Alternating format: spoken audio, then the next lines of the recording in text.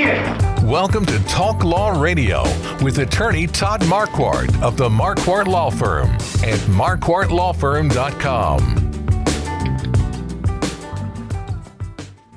Welcome to Talk Law Radio. I'm Todd Marquardt on the radio, on podcasts everywhere, on YouTube, on Facebook, and on talklawradio.com.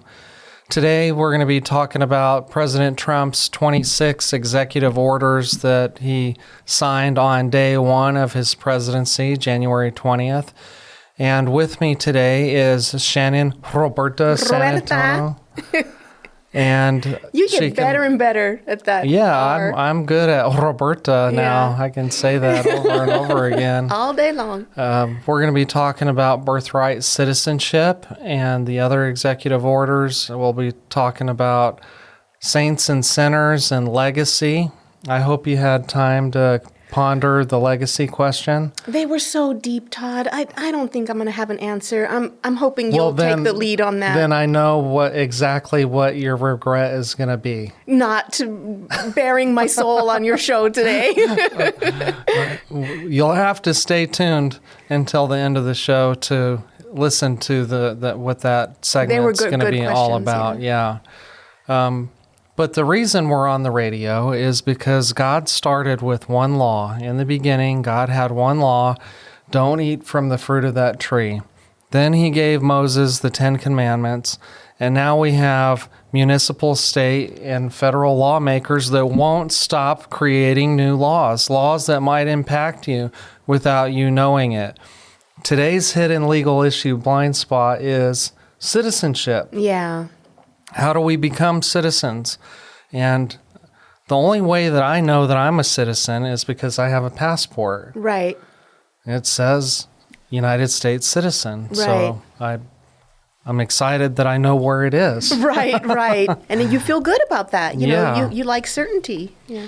So in the introduction of the show, Shannon, I wanted to talk a little bit about what your cultural phenomenon is nowadays. Shannon Roberta San Antonio, Shannon Roberta SA. Part of what you're doing is letting people see you get dressed. That probably sounds very silly. Yes, I know, but or it's like a fashion channel. Well, in the early part of my life, I had big plans. I wanted to change the world. I wanted to help people. And you get older, you go along. You can only affect certain little sections. You kind of have to do what you can. And this is some silly little thing I can do in the morning. This is going to sound so random, but when I was working with foster kids, the things you and I took for granted, like my mom sent me out into the world every morning with a pat on the head and a lunch and I just had everything, Todd. I had love and support poured into me. Right. Some people get up in the morning and they don't, it probably sounds silly what I'm trying to do, but it's just a small, look, I love you, go have a great day. And some people don't have that from another source. So maybe they're scrolling through the internet, and if I can provide that and I have the ability to do that, then, Thank God, that's something I want to do if I can, even though it's something very small. Encourage people. Yeah, encourage, because I had that, and life is still really, really hard. And then I'm working with those nonprofits, the Through Project that's helping the foster kids. Right. They're amazing, THRU. And then Blue House is doing amazing things over there on Commerce Street, healing families. My friend is starting he's got a Bible study on Fridays. His name is David Ayes, Ayes, and I'm helping him get his YouTube launched, so that's super fun. Because I'm not a super tech guru like Mark, but I'm learning and devoting my efforts in there. So it's been a lot of exciting things happening. Well, he could do a podcast through the radio station. I had not even thought of. I've been wanting to introduce y'all for a long time, and so someday when you have a minute, we'll do lunch with him. Well, I definitely love to talk law and gospel with him. And y'all are going to click, so cool. I can't wait for this. So thank you for asking. Yeah, and the other thing you do is you have abuela soup. Soup with abuela? Yes, every night. Again, because consistency. So I'm going to keep this up. You know, I have to make dinner anyway. So I've been filming it, and then I've been doing hashtag what's for dinner.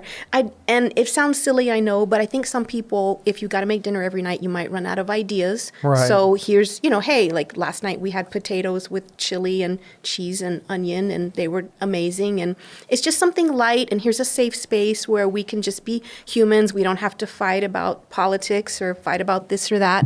Like what you've done here with your safe space here. I might have to copy you because please do. I made the most amazing tacos out of leftover randomness.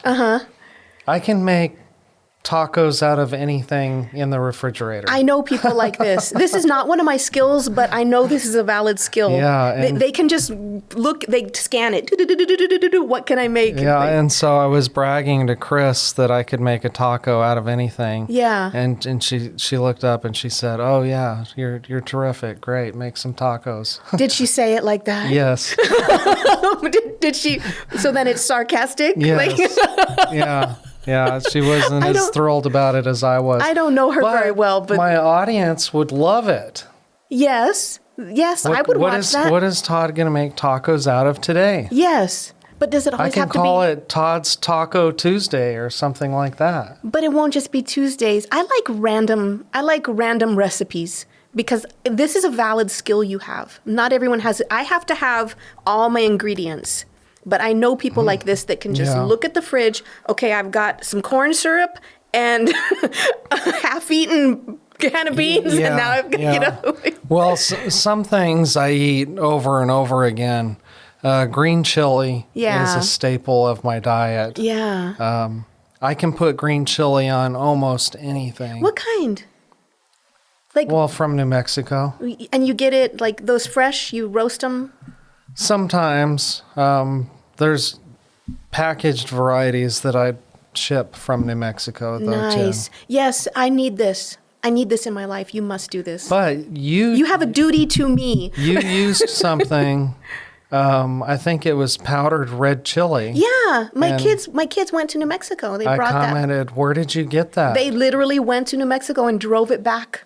Well, that I need to know where. I want to get some of that. And I should have brought you some. It's a pretty big package. Yeah, that's cool. And it came out good. Oh my gosh. I bet. And it didn't have to simmer for a long time. I just threw it all in there, and oh my gosh, it was amazing. Tex-Mex does not use real red chili. Yeah, that's a whole channel right there. The difference between New Mexico, Mexican food, and what we call Mexican food here. Well, I can tell people what real New Mexican food is supposed to be like, but I don't know what real Tex-Mex should be like. Yes, you do. You lived here a long time. But I don't like to eat it. Really? Really, I prefer New Mexico. Well, you're out of luck here. See, you have to start your channel so you can cook it. There is a place. I won't mention them because they haven't paid me. Oh, come on. I'll give you $20. Come on, please. We need to know. I like Chewy's. Because they have a special dish that uses hatched green chili from New Mexico. Beautiful. It's not on the menu anymore. Oh. And I ordered. They still make it for me. It's like that. Yeah. Oh. And which Chewy's? The one in Austin? There's two here. Really? Maybe. There's one on 281, one on I-10. And the manager came out and said, "I'm surprised you know about that dish because it's not on the menu." And I said, "Thank you for continuing to make it for me." Right. So cool. I love it. I wouldn't come here if you didn't. Yeah, I didn't know you had the hookup like that. You got to take me. Yeah. It's kind of like the secret menu. Yes. You know, that they have at the burger places. Right. Or like a Chinese restaurant. Right. Well, I want to let everybody know what we're going to be talking about next segment, Hidden Legal Issue Blind Spots. You may have heard about some of President Trump's 26 executive orders that he signed on day one of his presidency. We'll talk about that some more, and especially the executive order regarding birthright citizenship. We're going to be talking a lot about that. And then stay tuned for a third segment when we're going to be talking about saints and sinners. And then listen to the end, and we'll be talking about legacy and what are some of our regrets. Sorry, I'll cough it up during the break. I was digging it. Just get a little swig of water, but it sounds good. We'll be right back. This has been Talk Law Radio with attorney Todd Marquardt, brought to you by the Marquardt Law Firm. You can learn more at marquardtlawfirm.com. And be sure to listen to the full Talk Law Radio show Saturday mornings at 11 on 9:30 a.m. The Answer.